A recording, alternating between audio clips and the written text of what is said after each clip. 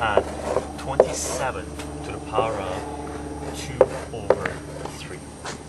Now, if you remember, if you want to crunch numbers, reduce numbers, or simplify things, you want to reduce the numbers first instead of making them bigger, right?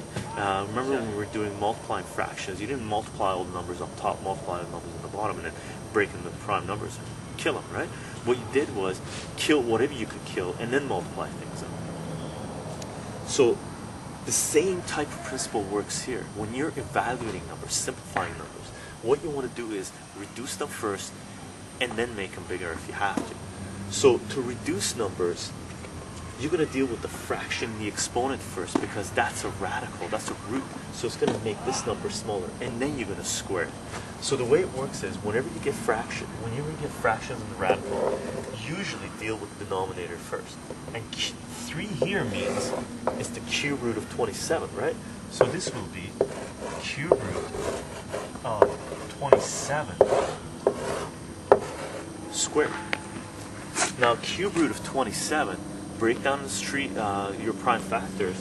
27 is 3 times 9, and 9 is 3 times 3, right?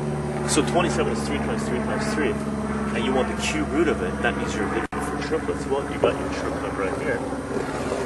So these guys come out of the root symbol as a single 3. So this will be 3 squared, right? And 3 squared is 9. Okay? So 27 to the power of 2 over 3 is just 9. So that's the way rational numbers work.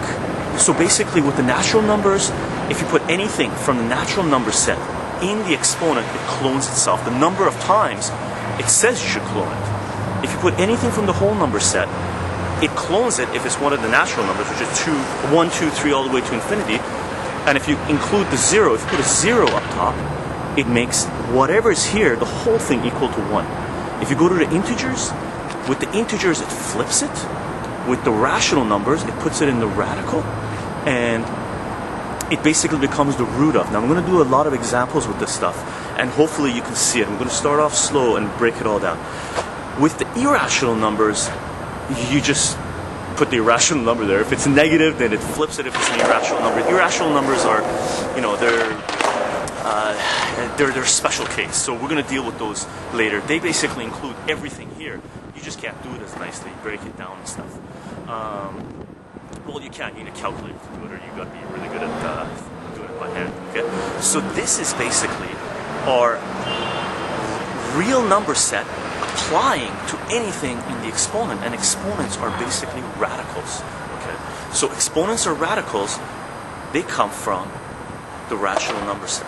Okay, we're going to do a lot of problems with these things because I know it sort of becomes complicated, and you've got to be really good at simple algebra, which is just basically addition, multiplication with fractions, and just break it all down, because it's again, like I said before, you have to be able to massage numbers, break them down, and really understand the real number set, because this whole thing, this real number set, is majority of the numbers, should be almost all the numbers you deal with in high school, except if they introduce imaginary numbers, the square root of a -1, of negative numbers, basically. So the real number set it's crucial for you to understand this, because it applies everywhere. One of the first places it applies, it breaks it down into its different sections in the exponents, which is, again, a huge part of high school mathematics, where you have to learn how to break numbers down. And all of this whole thing is really dependent on, not dependent on, but it's really important for you to know the prime numbers, because you use prime numbers, you break things down basically based on their prime factors, especially in the rational numbers in the exponent, which becomes radicals, the root of, the cube root of, square root of, the fifth root of, whatever root of. Whatever number is in the denominator, we're over here. Whatever's the number in the denominator goes to the radical. So whatever you put there, that's the root you want. So all of that is dependent on you being able to break things down into their prime trees, prime factors. Okay, super important. We're going to do a lot of examples with this. hopefully this made sense. I had to do this real quick. I've come here like 4 times, and it's always been busy, so we had to get it done. We had a little lull period there, okay? So go through this, and we're going to have a lot of examples coming up with exponents. Okay. Yeah. So basically, it's broken down into natural numbers, whole numbers, integers, and rational. And each one does a special thing.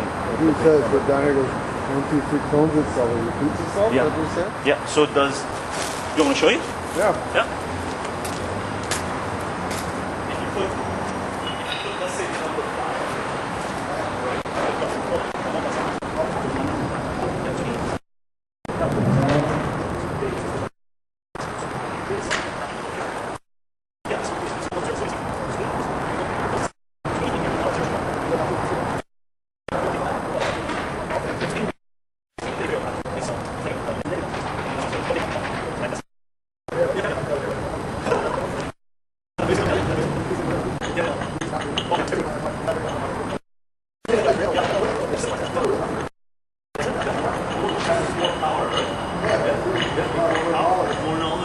Oh, this part. All right. All right. See you later, buddy.